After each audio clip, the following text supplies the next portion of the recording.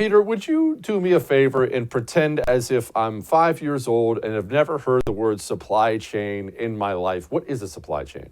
All right, what a supply chain is it puts stuff on the shelf and it gets stuff to factories.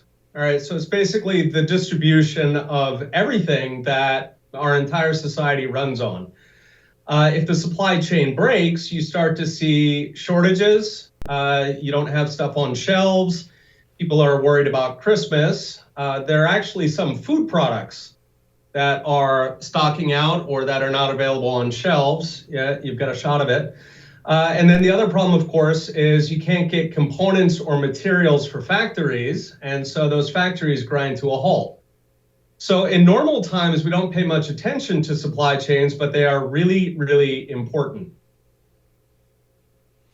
Okay, well, I'm going to play you this little clip of Democratic Rep Jim Clyburn.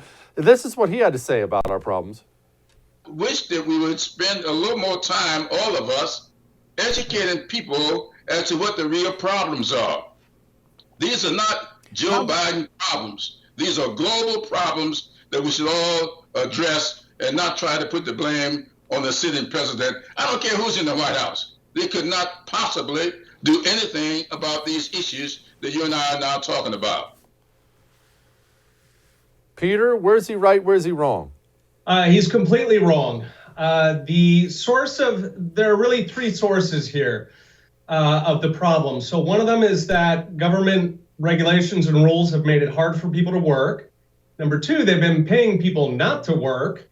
And then number three, you've got union chokeholds on specifically the West Coast ports, right? So Port of Long Beach, Port of Los Angeles they're right next to each other. They handle 40% of the containers coming into the country. Now, if those containers don't come in, everything else grinds to a halt, right? Like, for example, in order to ship food, right, most of our food is made here in the US, but in order to ship it, it's got to be packaged.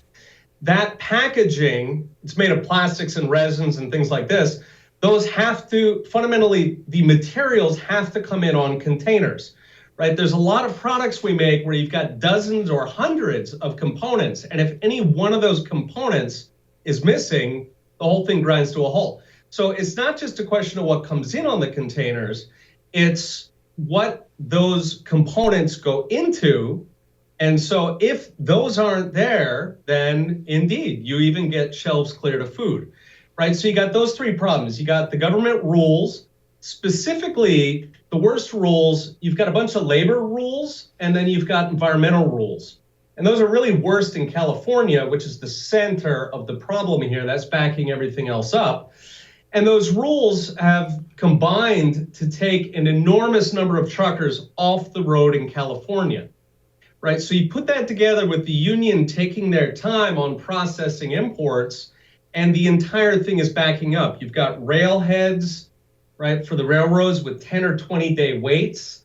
And then, of course, because so many people have been paid to stay home, right, that's warehouse workers, people who stock shelves at the Walmart, right? So all across the country, you've got those three problems, right? Government rules, government's paying people not to work, and then government privileging unions. And you put those three together, and things are breaking really all over. Now, the government at this point has no plan, right? Biden had some sort of gimmick the other day about Port of LA hours. Buttigieg, he says now it's going to be years and years, he said. When Biden notices the problem, he generally attacks the people trying to fix it. Hey, thanks so much for watching The First on YouTube. If you liked what you saw, go ahead and like and subscribe. You heard me. Like it, subscribe. You'll get a lot more of it and a lot more of me.